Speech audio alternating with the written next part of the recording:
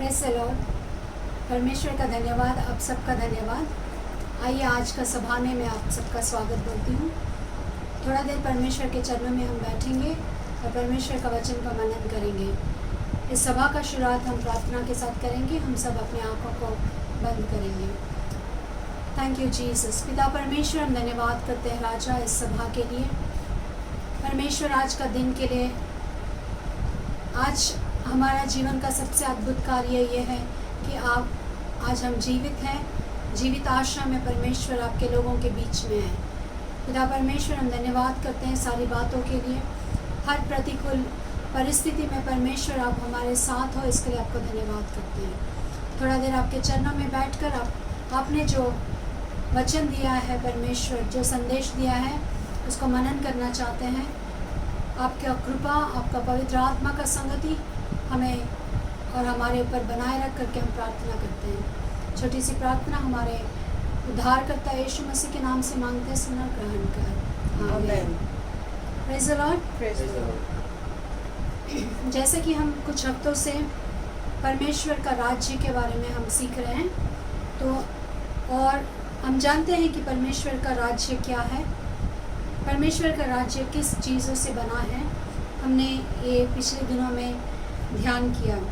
तो फिर एक बार मैं आपको याद दिलाना चाहती हूँ कि परमेश्वर ने एक राज्य बनाया और उस राज्य का राजा यीशु मसीह है और वो स्वर्ग में उन्होंने स्थापित किया। लेकिन परमेश्वर का इच्छा था कि वो धरती पर भी सेम यानी उसी की तरह एक राज्य स्थापित करें और जिसका राजा मनुष्य बने।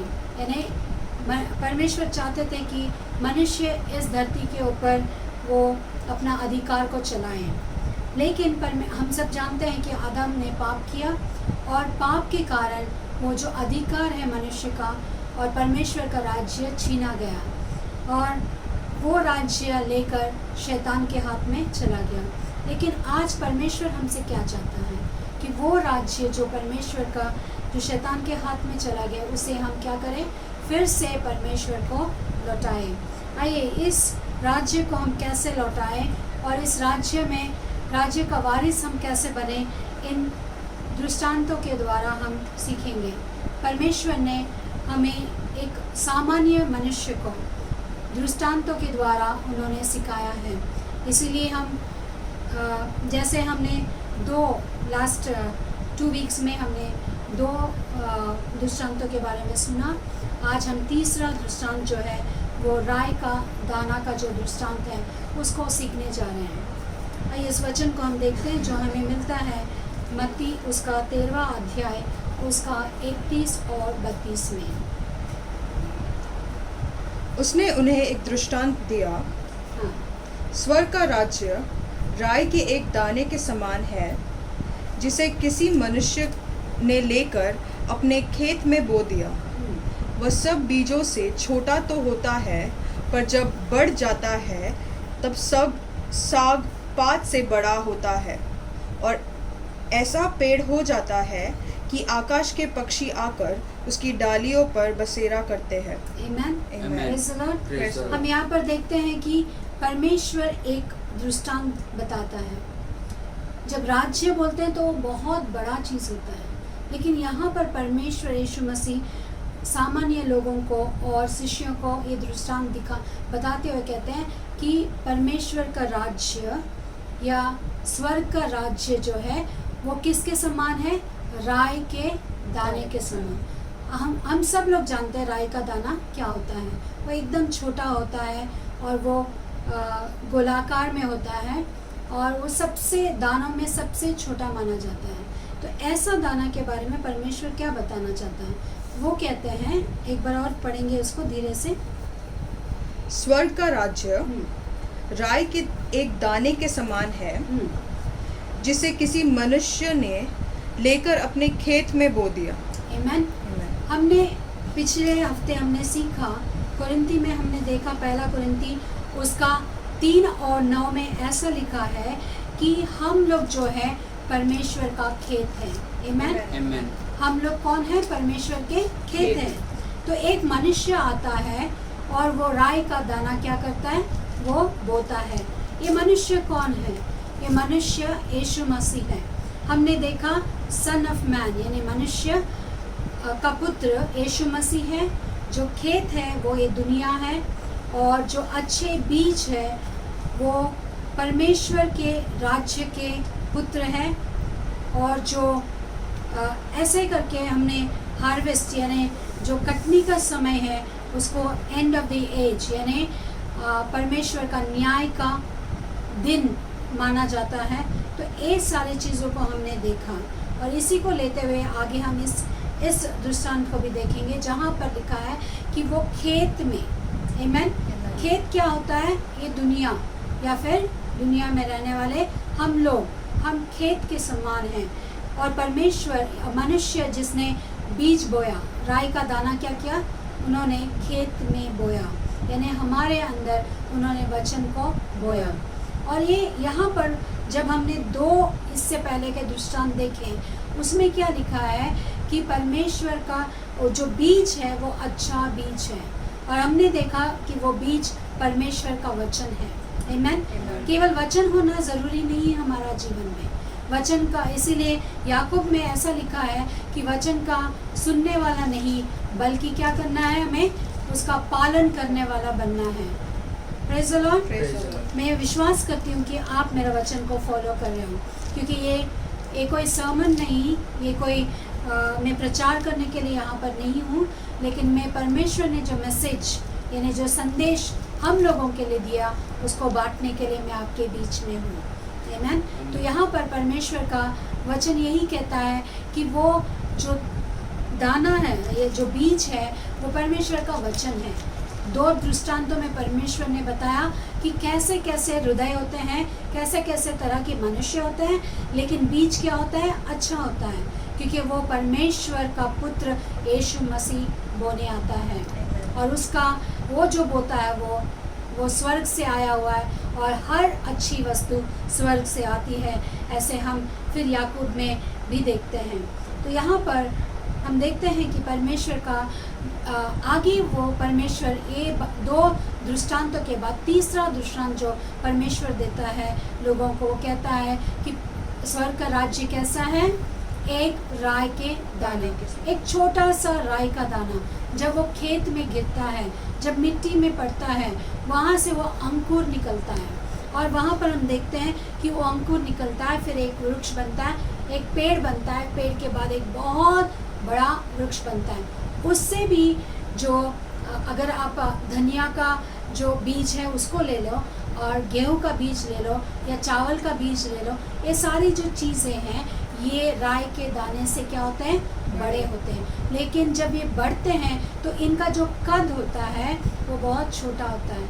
लेकिन राई का दाना इसीलिए कहा गया, वो दिखने में छोटा है, लेकिन जब वो बढ़ता है, जब उसमें से अंकुर फूटता है, और वो एक बहुत बड़ा वृक्ष में बदली हो जाता है। आमीन। ये वृक्ष क्या करता है? हम देखते हैं वचन में क्या लिखा है। ये वृक्ष क्या करता है? और ऐसा पेड़ हो जाता वो है, एक ऐसा पेड़ हो जाता है, इतना बड़ा, उसके दाने को देखने से नहीं लगेगा कि ये इतना बड़ा पेड़ कभी हो सकता है, लेकिन ये जो छोटा सा दाना है ये क्या करता है? एक बड़ा पेड़ को उत्पन्न करता है। आमीन। हाँ, कि आकाश के पक्षी आकर उसकी डालियों पर बसेरा करें। यानी ये राई का दाना किस चीज़ में बदली हुआ? पहले तो वो एक पेड़ बन गया, यानी उसके बड़े बड़े डालियाँ हो गए, और इंग्लिश में बहुत अच्छा लिखा है कि दे हैड ब्रॉड लीव्स, उनके बहुत बड़े बड़े पत्ते हो गए, जिनके वजह से वो पत्तों के कारण क्या होता है? छाँव मिलता है, लोगों को उसके नीचे छाँव मिलता है, शेल्टर मिलता है। और उतना ही नहीं कि पक्षियों को वहाँ पर वो क्या करते हैं? बस क्योंकि उनकी डालियाँ बड़ी होती हैं और बहुत सारे डालियाँ होते हैं, तो उनको नेस्ट यानी पक्षियों का घर बनाने के लिए क्या होता है? आसान होता है। तो यह वो हवा आने से भी क्या होगा? वो पक्षी का जो घर है वो गिरेगा नहीं। यानी ये छोटा सा दाना किस चीज़ में ये बदली हो गया, ये किस चीज़ में इसका परिवर्तन हुआ, हम देखते हैं। तो और क्या लिखा है इसके बारे में? कि वह सब बीजों से छोटा तो होता है, हाँ, वो सब बीजों से छोटा तो होता है, पर जब बढ़ जाता है हाँ, तब सब साग पात से बड़ा होता है। तब सब साग पात से क्या होता है? बड़ा बहुत होता है। बड़ा होता है। ये धनिया का मैंने दाना बताया, वो एक साग है। वो कैसा है? वो एक हर्ब है। वो उसका दाना राई का दाना से 3 या 4 गुना बड़ा होता है, लेकिन उसका जो साग होता है वो बहुत कद में छोटा होता है। उसके ऊपर एक पक्षी भी नहीं बैठ सकता, उसका डालियाँ भी नहीं होते हैं। तो यहाँ पर हम देखते हैं ये विचित्र बात है। परमेश्वर ऐसे एक दाना से अपना राज्य का क्या कर रहा है? कंपैरिजन या फिर उसका तुलना कर रहा है। क्यों कर रहा है? ये दाना किसको दर्शाता है? ये दाना हमारे जीवन में विश्वास को दर्शाता है। आमीन।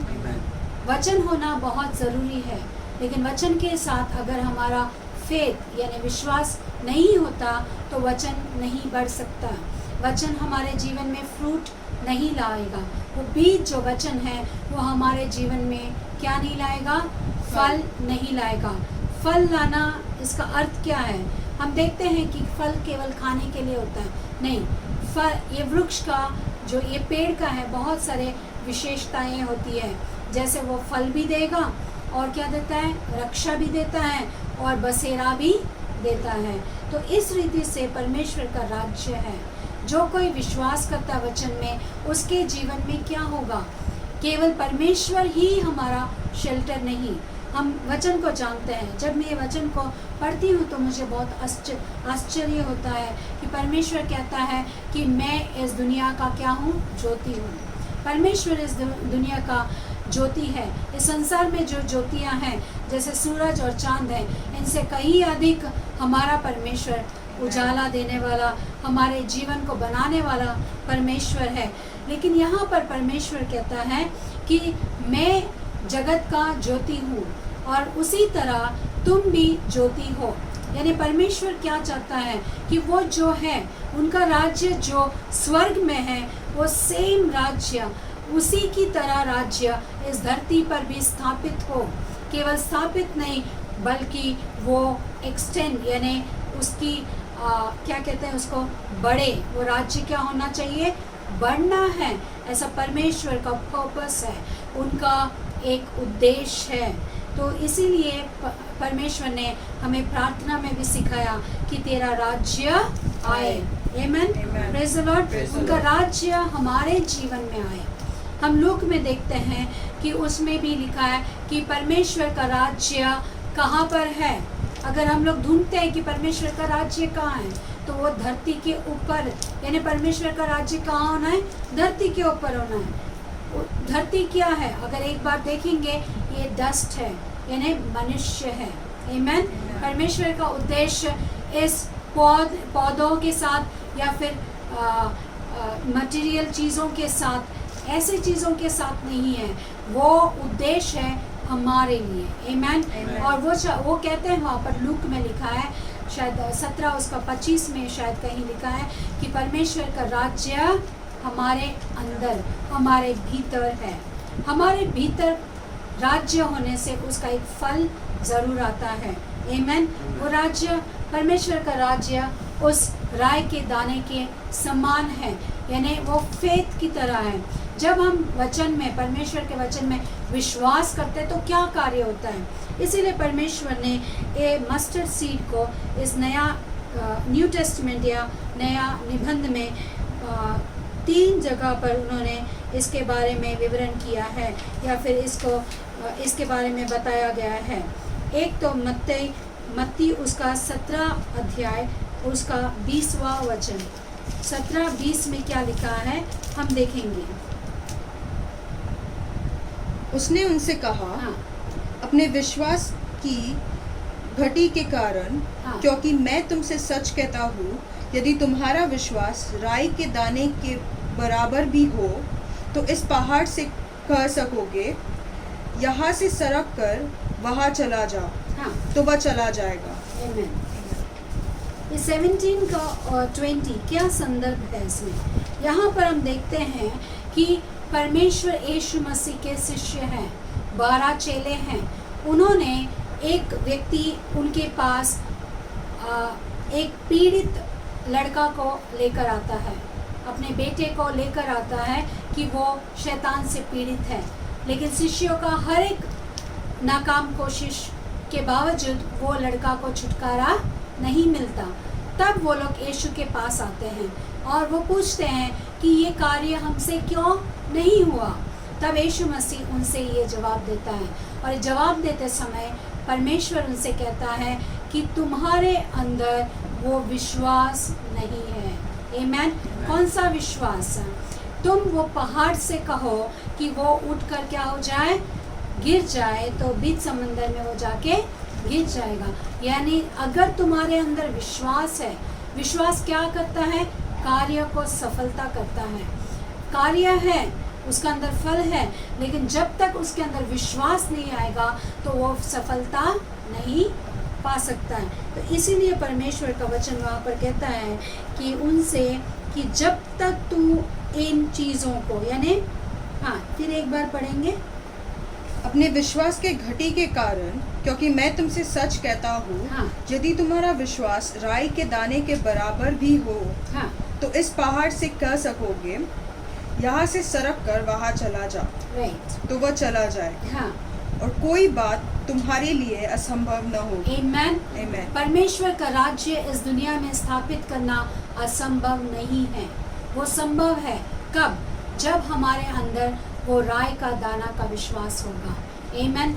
हम राई का दाना बोलने से छोटा सा विश्वास सोचते हैं, उसका आगे का जो परिवर्तित जो रूप है उसको हम नहीं देखते हैं। परमेश्वर ये छोटा राई का दाना को नहीं देखता है, लेकिन इसके अंदर से निकलने वाला वो पेड़ जो लोगों का रक्षा देता है, और चिड़िया और पक्षियों के लिए घर बनता है, बसेरा बनता है, और जो वहाँ से यात्री जाते हैं उनके लिए एक शैडो या फिर छाव बनता है। परमेश्वर वो चीज़ को देखता है। परमेश्वर आदि से अंत को देखने वाला हमारा परमेश्वर है। वो अल्फा है, वही ओमेगा भी है। आमीन। वही सृष्टि करता है।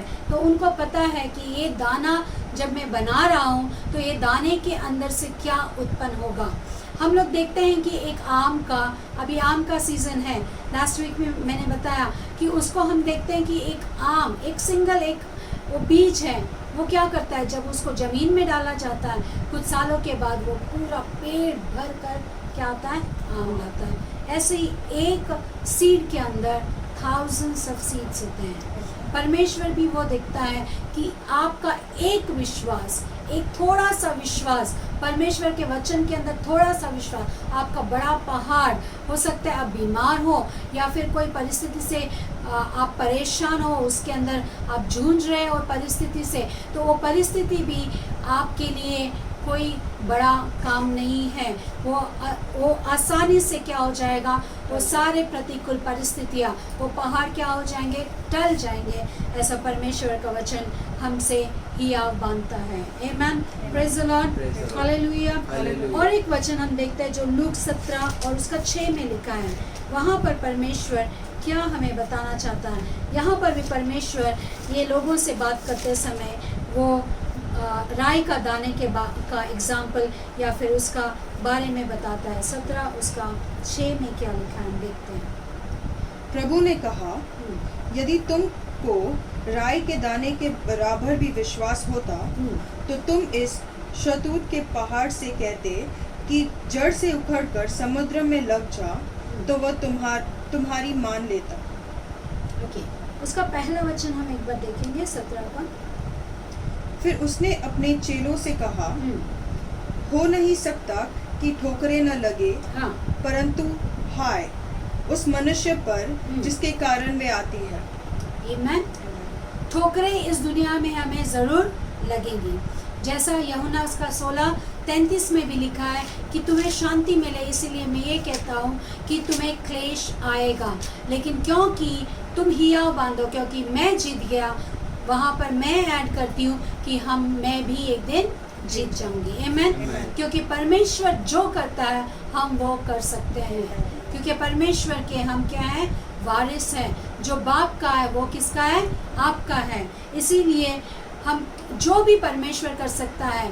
इसलिए परमेश्वर यीशु मसीह ने कहा, अगर तुम मुझ में विश्वास करो तो मुझसे भी बड़े बड़े कार्य तुम करोगे। जब मैंने मुर्दों को जिंदा किया है तो जो आत्मिक मुर्दे हैं उसको आप जिंदा कर सकते हो। आमीन। शारीरिक मुर्दों को जिंदा करना अगर बड़ा मिराकल है तो आत्मिक मुर्दों को जिंदा करना उससे भी बड़ा मिराकल है, ऐसा मैं विश्वास करती हूँ। आमीन। तो परमेश्वर का हमारे लिए, हमारे ऊपर एक भरोसा है। जब उन्होंने हमें बनाया तो एक भरोसा से बनाया कि मेरा पुत्र या पुत्री जो मेरे रूप में है वो इस राज्य को मुझे फिर से लौटा देंगे। परमेश्वर का राज्य उनको फिर लौटाना है मेरे प्रियो। इसीलिए मैं आपसे कहना चाहती हूँ कि हम उस विश्वास में बढ़ना है जो एक राई के दाने के समान होता है। ये राई के दाने में और क्या चीज़ है? हम देखते हैं कि राई के दाने में जीवन है। आमीन, प्रेज़ द लॉर्ड। उसके अंदर क्या है? जीवन है। वो राई का दाना जब तक मर नहीं जाए, जमीन में जाकर हर दाना मरता है। जैसा लिखा है, गेहूं का दाना भी क्या होना है? मरने से ही वो हजारों दानों को वो पैदा कर सकता है। ऐसे यीशु मसीह इस दुनिया में आए और हमारे लिए वो मर गए ताकि वो अनेकों, लाखों, करोड़ों, या फिर कह सकते हो कि ये पूरा धरती को अपना परमेश्वर का पुत्र और पुत्री बनाकर उसे लौटा देना चाहते था। आमीन। इसीलिए यीशु मसीह इस दुनिया में आकर वो एक बीज के समान इस धरती में वो क्या हो गए? वो समा गए। वो अपने आप को उन्होंने क्या किया? बलिदान किया। Praise the Lord. इसीलिए परमेश्वर का वचन कहता है कि उसके अंदर क्या है? जीवन है। जबकि वो मिट्टी में जब वो गाड़ा जाता है और वहाँ पर वो मर कर फिर वो क्या होता है? पुनरुत्थान होकर वो उसके अंदर से अंकुर फूटता है। आमीन। और वहाँ से एक बड़ा पेड़ होता है। तो इसीलिए हम देखते हैं कि मस्टर्ड सीड जो है केवल फेथ को रिप्रेजेंट नहीं करता है बट लाइफ को भी रिप्रेजेंट करता है। आमीन। वो मस्टर्ड सीड यानी राई का दाना जो है वो केवल विश्वास को ही नहीं दर्शाता है बट हम जीवन को दर्शाता है। आमीन। हमें जीवन देने वाले लोग बनना है। हमें परमेश्वर ने क्यों बनाया? हम किसी को निराश नहीं करना है। निराशा में हमें आशा देने के लिए परमेश्वर ने हमें बनाया।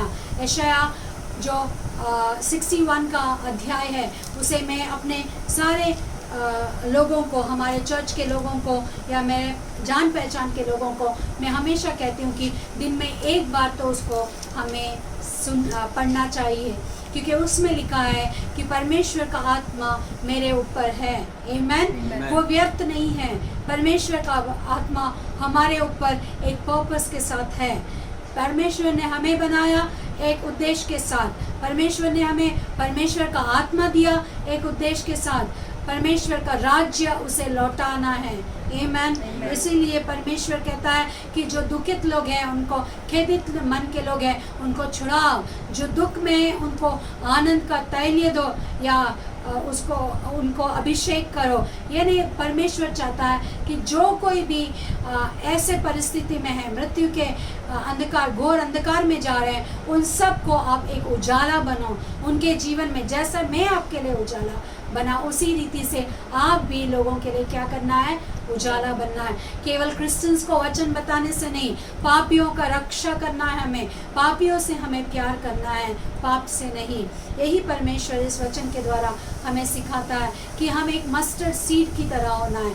हमें एक उस बीज की जैसा होना है जो अपने आप को भी जमीन में गाड़ के वो एक पेड़ बनता है ताकि लोगों के लिए क्या करे? वो रक्षा का कारण बने, एक छावनी का वजह बने। और पक्षियों के लिए जो दुनिया भर के जो पक्षियाँ हैं वो सब आकर उसके ऊपर बैठे। हम यहाँ पर एक विशेष में बात आपको एक रेवलेशन बताना चाहते हैं। जो दुनिया में जो ऐसा वहाँ पर लिखा है कि अनेक पक्षियाँ, क्या लिखा है वहाँ पर? बहुत सारे पक्षी, कि आकाश के पक्षी, आकाश के पक्षी। ये क्या है? या फिर इंग्लिश में लिखा है birds of the world. It's written like that, birds of the world, ऐसे लिखा है। तो बर्ड्स ऑफ द वर्ल्ड मतलब क्या है? जो मेरे नहीं है। यानी परमेश्वर कहता है मैं अपने लोगों के लिए छावनी हूँ, लेकिन जो मेरे नहीं है, मेरे भेड़ नहीं है या फिर मेरे और ये से जो मेरे जहाँ पर भेड़ को रखा जाता है या मेरे घर के जो भेड़ नहीं है उनको भी मैं क्या करूँगा, उनको भी अपने छावनी में मैं उनको जगह दूंगा। तो यहाँ पर हम देखते हैं कि ये राई का जो पेड़ है ये केवल मनुष्य के लिए नहीं बल्कि उन पक्षी यानी जो उड़ चुके हैं, जो परमेश्वर दूर से दूर हो गए, उनके लिए भी परमेश्वर क्या करता है, इनको छावनी जैसा रखता है। यानी मेरे कहने का मतलब क्या है, परमेश्वर का वचन आज का मैसेज यही है हम लोगों के लिए कि हम केवल क्रिश्चियंस के लिए ही नहीं बल्कि हम किसके लिए होना है कि हम अन्य जाति लोगों के लिए भी, जो परमेश्वर को नहीं जानते, उनके लिए भी हम सुसमाचार प्रचारक होना है। हम उन तक पहुंचना है। हमारा जो उन्हें हमें हियाव देना है कि जो परमेश्वर के अंदर आएगा, जैसे हम सुरक्षा पाए आप भी सुरक्षा पाओगे। तो इस रीति से हमें एक राई के दाने के जैसा हमें एक जीवन को बिताना है। इसीलिए परमेश्वर ने शिष्यों से बताया कि राई का दाना कैसा होता है, परमेश्वर का राज्य का सम्मान होता है। आमीन। परमेश्वर का राज्य राय के दाने के समान होता है। मैं विश्वास करती हूँ कि हम सब ऐसा जीवन जीने का कोशिश करेंगे। परमेश्वर इन वचनों पर आशीष दे। आमीन। आइए हम प्रार्थना के साथ इस वचन को और इस सभा को यहाँ पर समाप्त करें। हम अपने आंखों को बंद करें और परमेश्वर की ओर ध्यान करें। Thank you Jesus.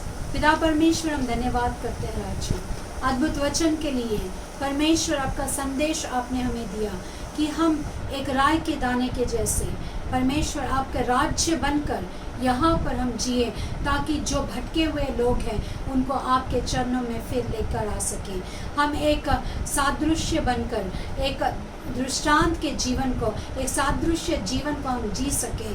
परमेश्वर, और आपका राज्य को इस दुनिया में फैला सके, ऐसा अनुग्रह कृपा कीजिए। हम परमेश्वर उन सारे लोगों के लिए हम प्रार्थना करते हैं जो आज क्लेश में हैं, जो तकलीफ में हैं, जो सोचते हैं कि यही अंत है। उन सारे लोगों के लिए मैं प्रार्थना करना चाहती हूँ कि परमेश्वर आप उनके लिए उजाला हो, आप ही मार्ग हो, आप ही जीवन हो। जहाँ हमारा कोशिश नाकाम होता है या ख़त्म होता है, वहाँ से आप शुरुआत करते हो।